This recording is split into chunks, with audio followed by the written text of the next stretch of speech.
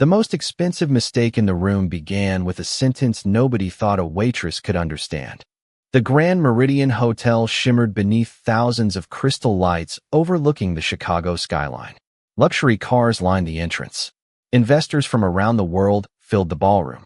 Conversations about acquisitions, international partnerships, and billion-dollar opportunities floated through the air like music. Maya Johnson moved quietly among them, carrying a silver tray filled with sparkling water and champagne. At 29 years old, she had learned how invisible people became when they wore a service uniform. Guests remembered CEOs. They remembered celebrities. They remembered politicians. Nobody remembered the waitress who refilled their glasses. Maya preferred it that way. The less attention she attracted, the easier her job became. Tonight's event was one of the largest international investment galas of the year. At the center of it all stood Daniel Whitmore, the 45-year-old billionaire founder of Whitmore Capital. Tall, confident, and respected throughout the financial world, Daniel commanded attention wherever he went. Investors waited for his approval. Reporters followed his statements. Competitors studied his every move. Tonight, he was preparing to finalize what many considered the most important international partnership of his career. Representatives from a major Japanese investment group had flown in specifically for the event. Millions of dollars depended on the discussions taking place inside the ballroom. Maya noticed the Japanese delegation shortly after arriving. Their conversations sounded familiar, not because she recognized the people, because she understood every word they spoke. Years earlier, before life had taken unexpected turns, Maya studied East Asian languages at university. She fell in love with Japanese culture, literature, and business communication. Financial difficulties eventually forced her to leave school before completing her degree. The language, however, never left her. She continued studying on her own. Few people knew. Nobody at the hotel knew. There was simply never a reason to mention it. As the evening continued, Maya moved between tables while executives discussed investment strategies. Near one of the private seating areas, Daniel Whitmore sat with several senior executives, legal advisors, and members of the Japanese delegation. A professional interpreter stood nearby translating key points for everyone involved. Maya approached with refreshments just as one Japanese executive finished speaking. The interpreter immediately translated the statement into English. Maya slowed her step. Something felt wrong. The English version sounded noticeably different from what had actually been said. At first, she assumed she had misunderstood. She continued serving drinks. Another Japanese executive spoke. Again, the translation followed. Again, something did not match. This time Maya knew she had heard correctly. The interpreter had changed several important details. Not enough to attract immediate attention, just enough to alter the meaning. Maya frowned slightly. Her eyes shifted toward the documents spread across the table. Numbers appeared beside sections written in Japanese. Before she could study them further, another guest requested service. She moved away, yet the feeling stayed with her. Half an hour later, she found herself passing the same area again. The meeting had grown more intense. Additional executives joined the discussion. Daniel listened carefully while advisors reviewed projections and partnership terms. Maya approached with fresh drinks. At that exact moment, one Japanese representative pointed toward a section of the agreement and made a comment. The interpreter translated quickly. Maya stopped. Her heartbeat accelerated. This time the difference was impossible to ignore. The Japanese executive had expressed concern regarding a massive financial allocation hidden within a subsidiary structure. The interpreter transformed it into a routine discussion about administrative expenses. Maya stared at the document from across the table. A number caught her attention. $500 million. She felt a chill run through her body. One of the executives laughed and continued the discussion. Nobody else seemed concerned. Nobody else appeared to notice. Maya lowered her eyes and resumed walking. Yet her mind raced. There was only one explanation. Either the interpreter was making astonishing mistakes during the most important negotiation of the year, or someone wanted the truth hidden. As conversations continued beneath the golden ballroom lights, Maya realized she had just stumbled into something far bigger than a business meeting. And for the first time that night, being invisible no longer felt safe. For a moment, nobody moved. The jazz music continued playing somewhere in the distance, but it sounded strangely far away. Every eye in the ballroom shifted toward Maya Johnson. Investors stared. Reporters lowered their cameras. Even the servers carrying trays across the room froze in place. Daniel Whitmore slowly removed his hand from the pen resting above the signature page. His expression showed more confusion than anger. "What did you say?" he asked.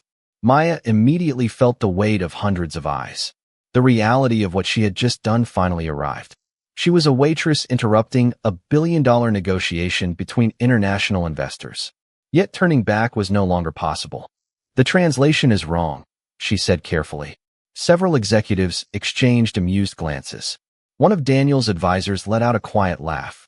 Another shook his head in disbelief. The interpreter remained perfectly composed. "I am sorry," he said politely. "Perhaps there has been a misunderstanding." A few guests nodded. That explanation seemed reasonable.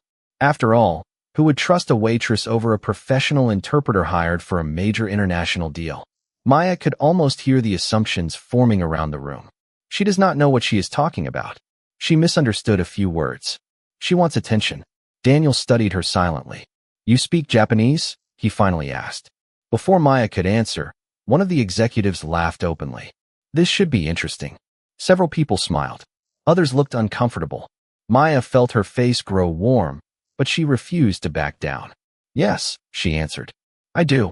The interpreter's expression changed almost imperceptibly.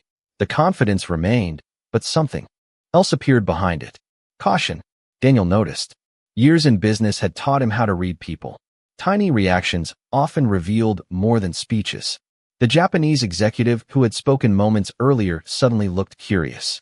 He addressed Maya directly in Japanese. The room immediately fell silent again. Without hesitation, Maya answered in fluent Japanese. The executive's eyebrows rose. Another representative turned toward her and asked a follow-up question. Maya responded smoothly. A third executive joined the exchange. Again she answered.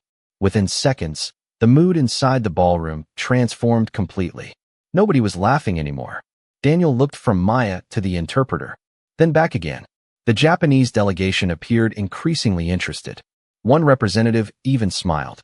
The interpreter adjusted his tie. For the first time all evening, he looked uncomfortable. Daniel folded his hands on the table. "Explain exactly what you believe is wrong." Maya glanced toward the document. Her pulse raced, but her voice remained steady. "The concern being raised is not about administrative expenses." Several executives immediately looked toward the interpreter. Maya continued. "The discussion is about a financial allocation moving through subsidiary entities. The representatives are asking for clarification regarding approximately $500 million. Silence. Complete silence. The interpreter quickly shook his head. "That is not accurate." But before he could continue, one of the Japanese executives spoke sharply. This time his tone left no room for interpretation. Maya translated immediately.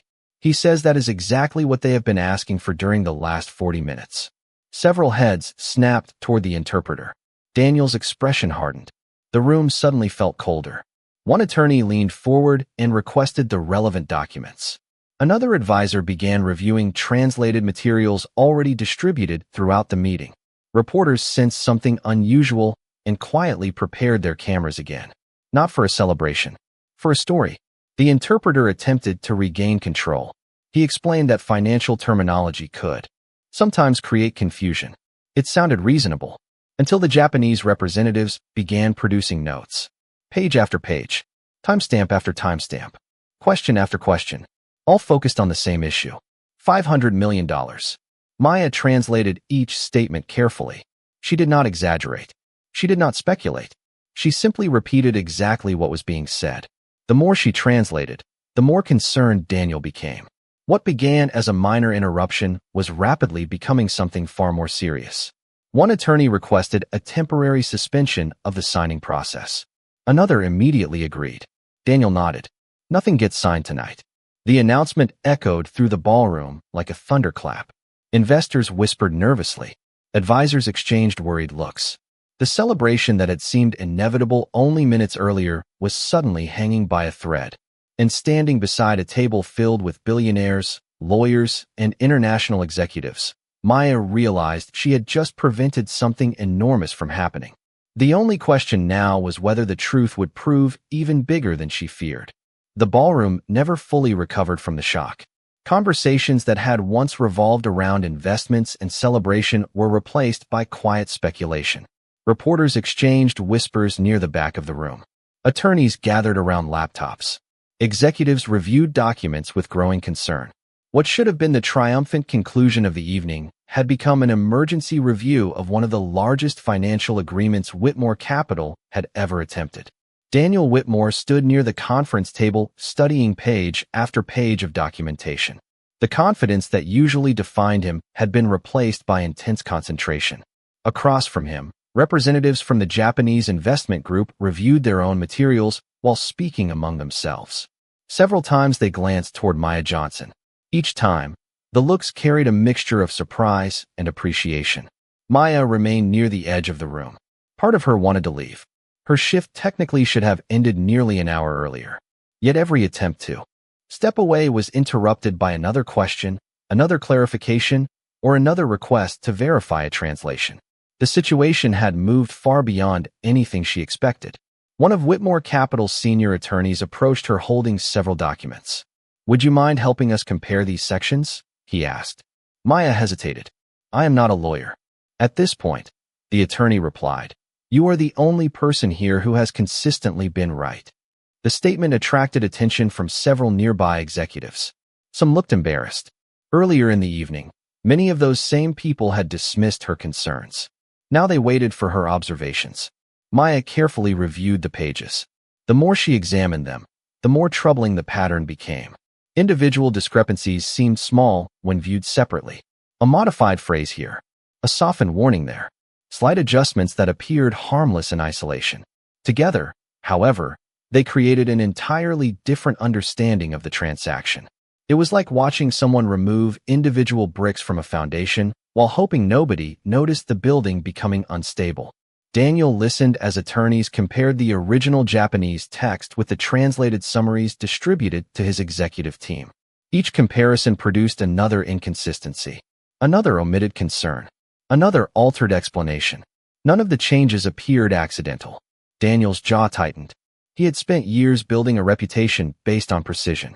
Mistakes happened in business. Systematic distortions were something else entirely.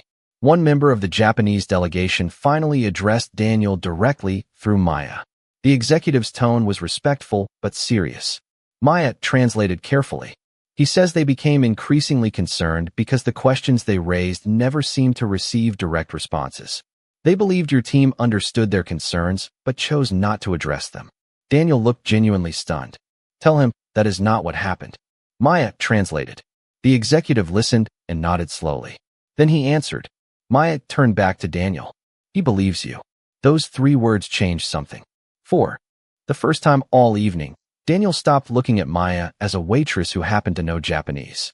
He began looking at her as a trusted source of information. The distinction mattered.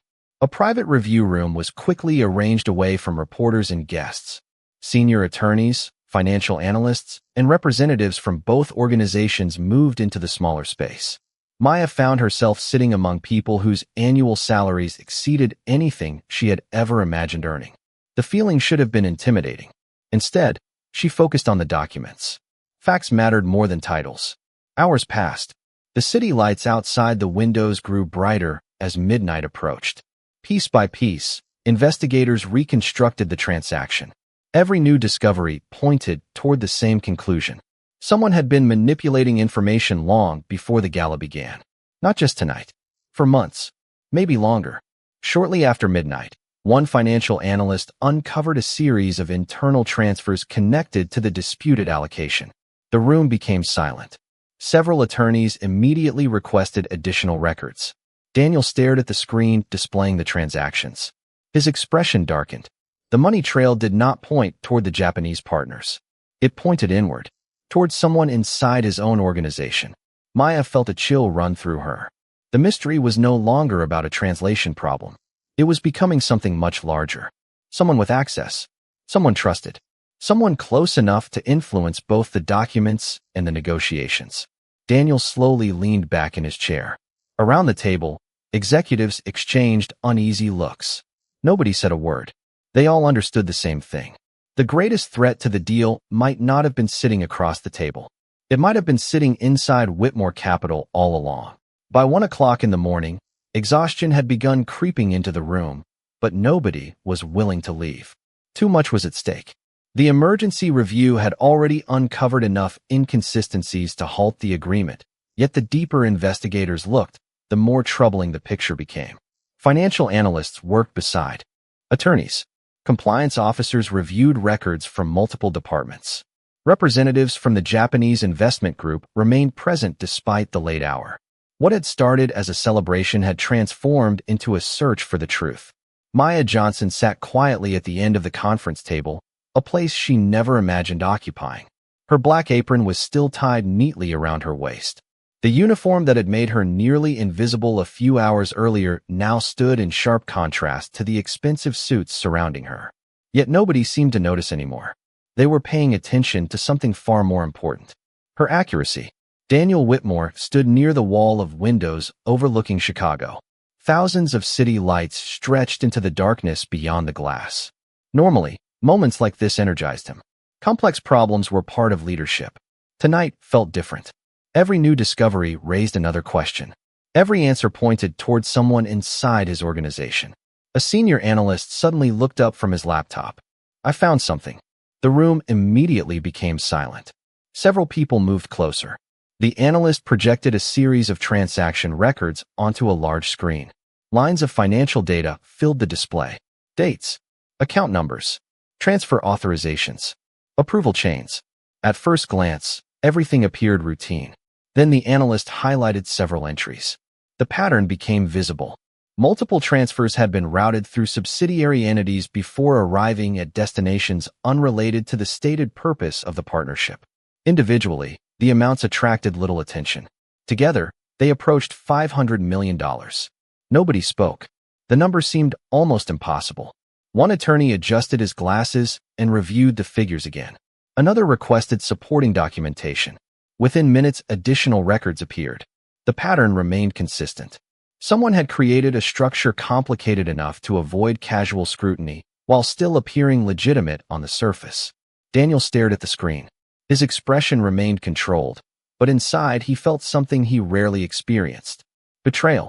These transactions required access, knowledge, authority. Whoever orchestrated them understood the company from the inside.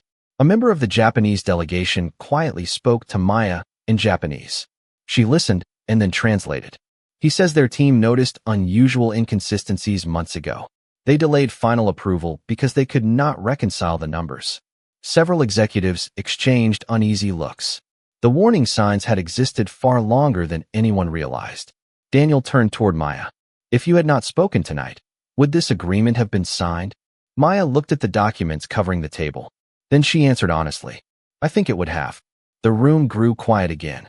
Nobody challenged her conclusion. The evidence supported it. Daniel slowly nodded.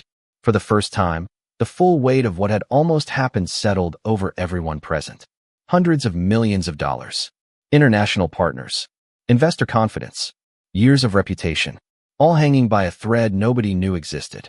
Hours earlier, Maya had been carrying trays between tables. Now she was helping prevent one of the most damaging mistakes in company history. Shortly afterward, another discovery emerged. Internal communication records revealed repeated contact between the interpreter and a senior executive within Whitmore Capital. The timing matched key stages of the negotiations. Several messages had already been deleted. That fact alone attracted immediate attention. Digital investigators began working to recover additional information. Daniel's eyes narrowed as he reviewed the names involved. One stood out immediately. Richard Coleman, Chief Financial Officer, Trusted Advisor, 15 years with the company. The man responsible for overseeing major financial structures. The realization hit the room like a cold wave. Nobody wanted to believe it. Richard had built a reputation for competence and professionalism. Yet the evidence continued pointing in the same direction. Every trail led back to him. Maya watched Daniel carefully. She expected anger. Instead, she saw disappointment. Genuine disappointment. Trust was difficult to build and easy to lose. Around 2 o'clock in the morning, Daniel made a decision. Nobody contacts Richard. Several people looked surprised. Daniel continued. Not until we know exactly what happened. The instruction was simple. Strategic. If someone had spent months manipulating information, warning them now could destroy valuable evidence. Attorneys immediately agreed. The investigation would continue quietly. As fresh records were requested and additional files began arriving, Maya realized the situation had moved beyond suspicion.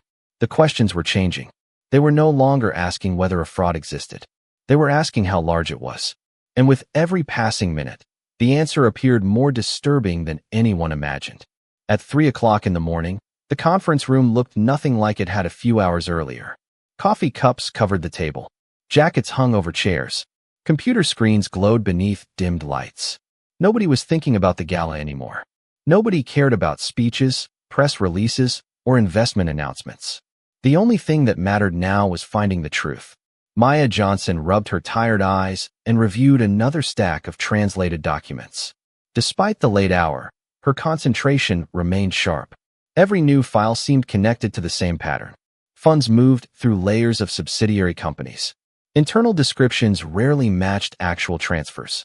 Questions raised by international partners had repeatedly disappeared somewhere between original communications and executive summaries. The deeper investigators looked, the clearer the picture became.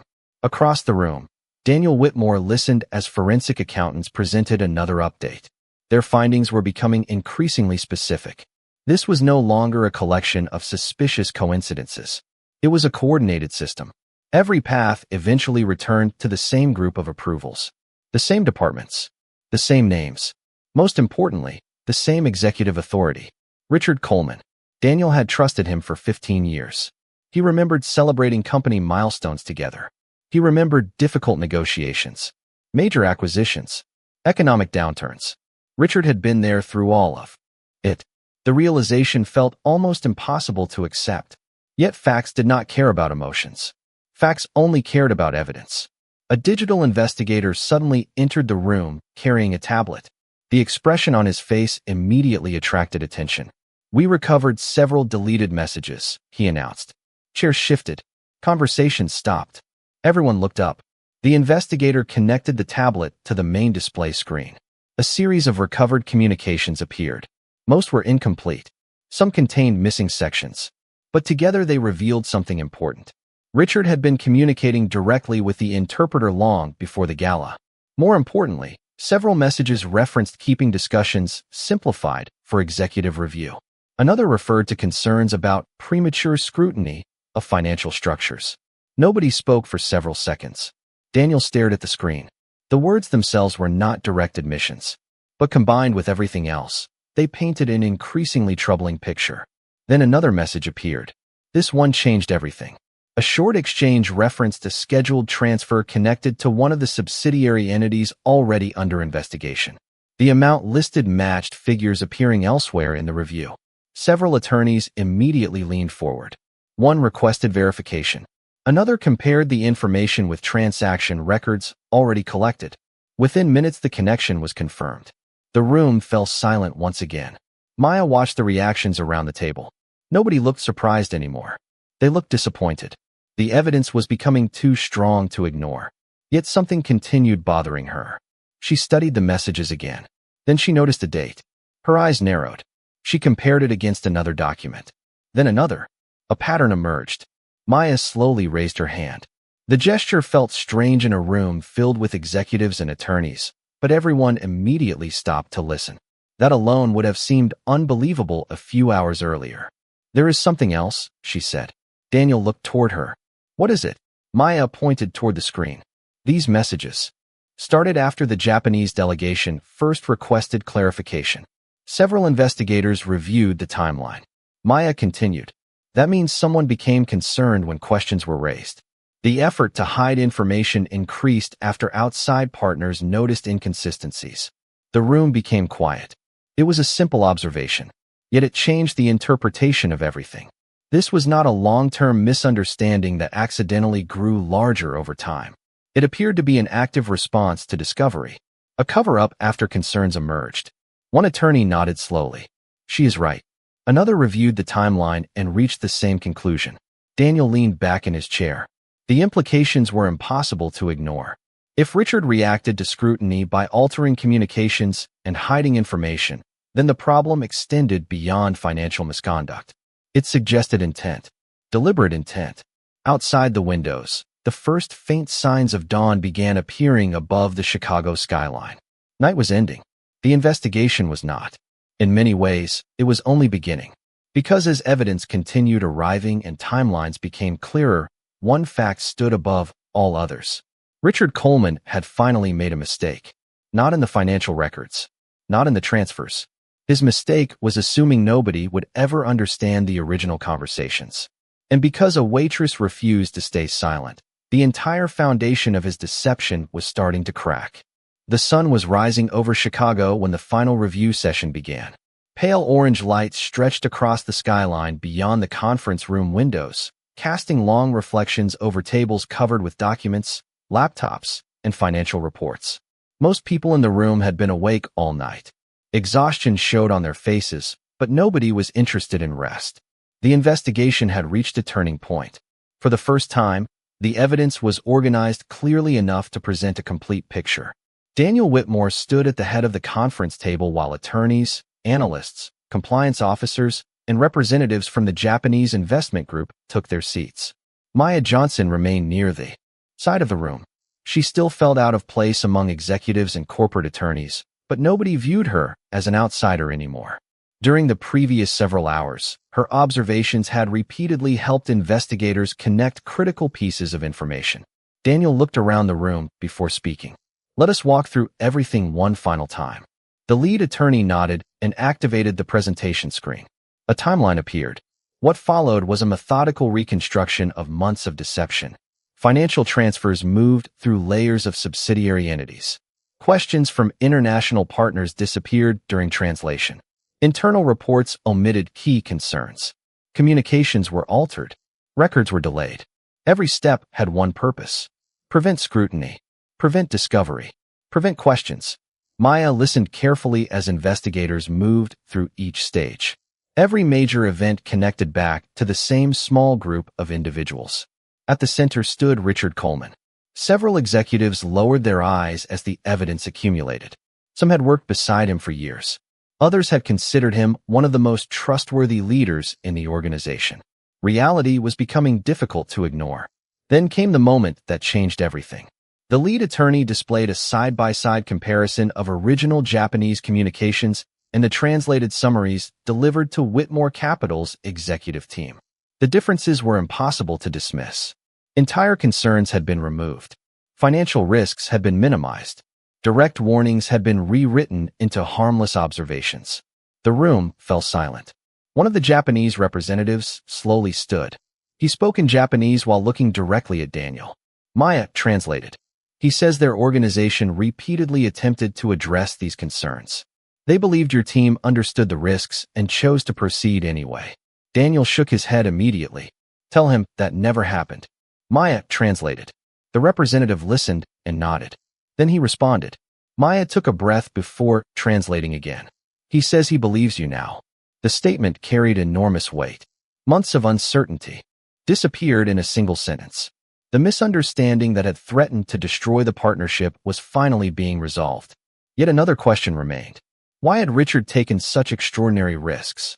A financial analyst answered moments later. New records had arrived from investigators reviewing the subsidiary structures.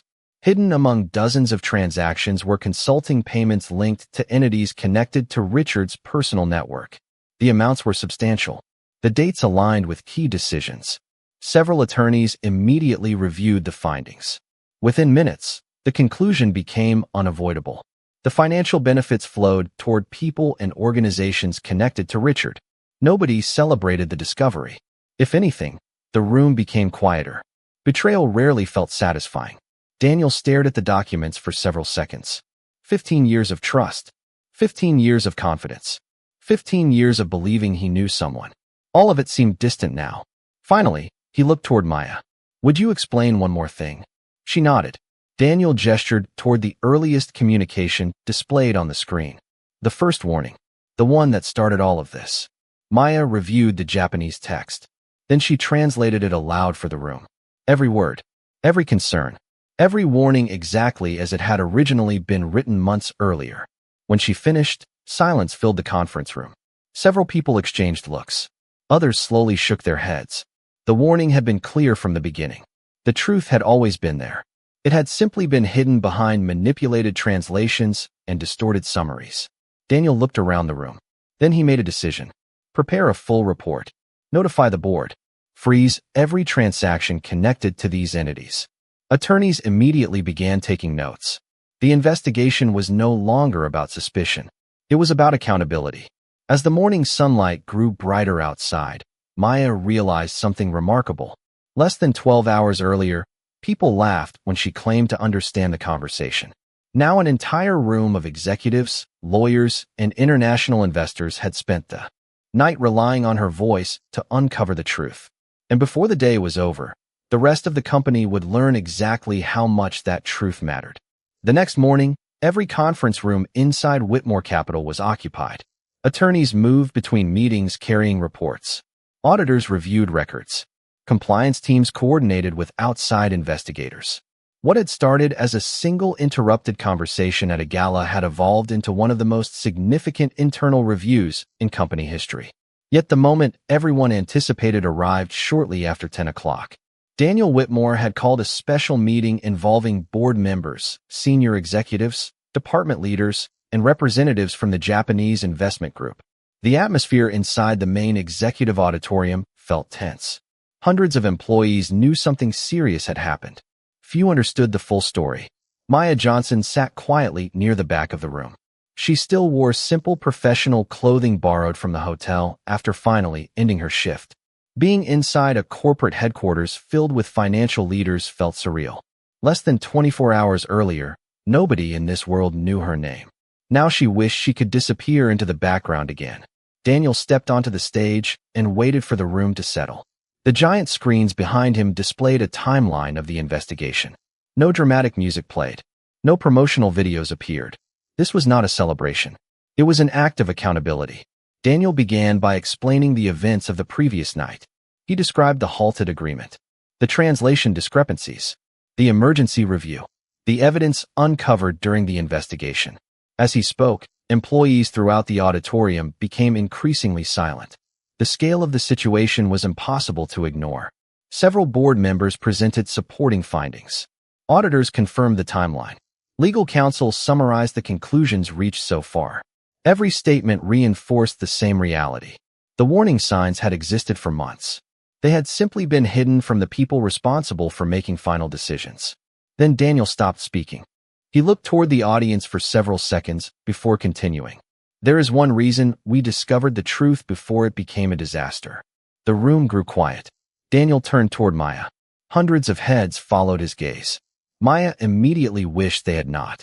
A person everyone overlooked chose to speak when remaining silent would have been easier. The giant screens displayed no financial charts, no corporate achievements. Instead, a simple image appeared from security footage at the gala. A waitress standing beside a conference table. Several employees looked confused. Others leaned forward. Daniel continued. While experts, executives, advisors, and investors sat in the same room, the person who protected this company was someone carrying a serving tray. The auditorium remained completely silent. Maya felt her face grow warm. She had never been comfortable receiving attention. Daniel invited her onto the stage. For a moment, she considered refusing. Then she slowly stood. As she walked forward, people began recognizing the significance of what had happened. The applause started gradually.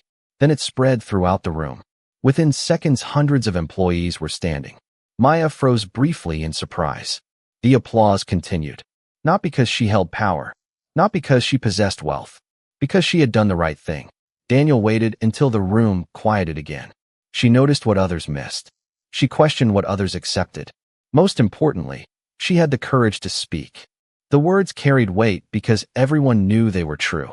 One executive later admitted he had been present when Maya first interrupted the negotiation. He remembered dismissing her concerns. Looking back now, he found the memory embarrassing. Maya finally reached the stage. Daniel handed her a microphone. She stared at it for a moment before speaking. I only told the truth. The simplicity of the statement somehow made it more powerful. No dramatic speech followed.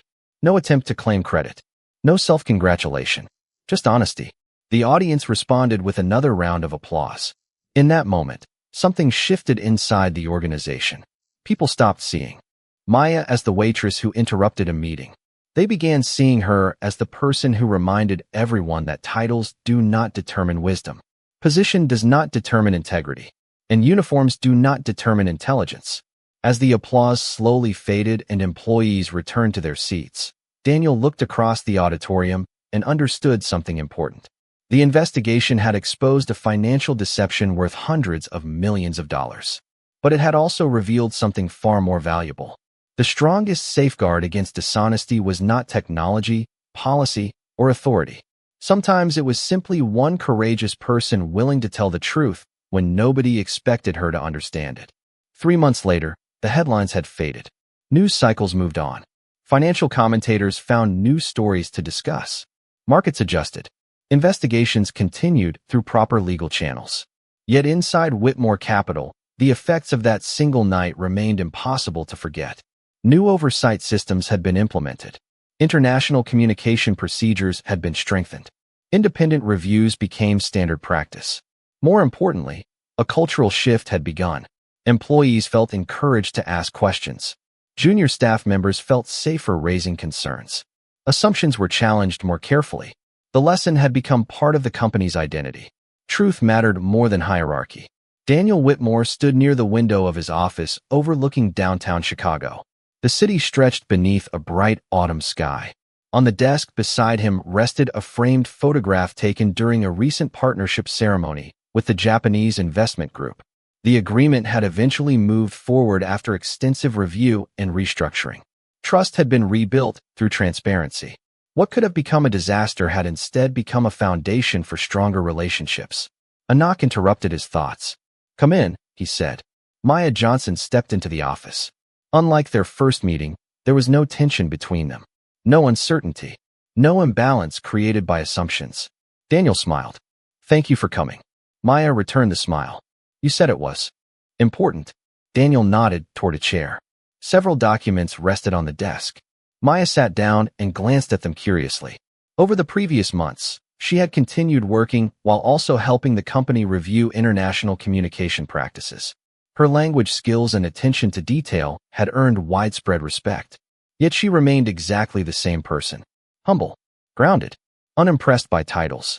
Daniel slid one document across the desk. Maya looked down, then looked again. She was not sure she had read it correctly. "You are offering me a position?" Daniel laughed softly. "I am trying to." Maya stared at the proposal. International communications consultant. Flexible schedule. Educational support. Professional development opportunities. It was the kind of opportunity she never imagined receiving. "Why me?" she asked quietly. Daniel seemed genuinely surprised by the question. "Because you earned it." Maya looked back at the document. For a moment, neither spoke. Then Daniel added something else. "The company almost lost hundreds of millions of dollars because too many people assumed expertise belonged only to certain titles. I do not plan to repeat that mistake." Maya smiled. It was difficult to argue with that logic. Later that afternoon, she walked through the headquarters lobby preparing to leave. Employees greeted her warmly. Some waved. Others stopped to thank her. A few shared stories about changes that had improved their departments. Every conversation reminded her of the same truth. One honest decision had created consequences she never expected. Outside the building, the autumn air felt cool and refreshing. Maya paused on the sidewalk and looked up at the skyscraper behind her. She remembered carrying a tray through a crowded ballroom. She remembered people laughing when she spoke. She remembered wondering whether anyone would listen. The memories felt distant now. Her phone vibrated. A message appeared from her mother. "Proud of you. Always have been." Maya smiled. Some words carried more value than any financial agreement ever could. High above the city, Daniel watched from his office window as Maya disappeared into the crowd below. Thousands of people moved through the streets. Most would never know her story. Most would never know how close a major company had come to making a catastrophic mistake. Yet that did not matter. The truth did not require an audience to remain important. As the afternoon sun reflected across glass towers and busy streets, both Maya and Daniel carried the same lesson forward. Intelligence can appear in unexpected places. Integrity often arrives without a title. And sometimes the most powerful person in the room is not the one speaking the loudest. It is the one willing to speak when everyone else chooses silence. The waitress entered the gala unnoticed. She left having changed the future of an entire company. Not because she possessed power, not because she possessed wealth, but because she understood something far more valuable: the truth.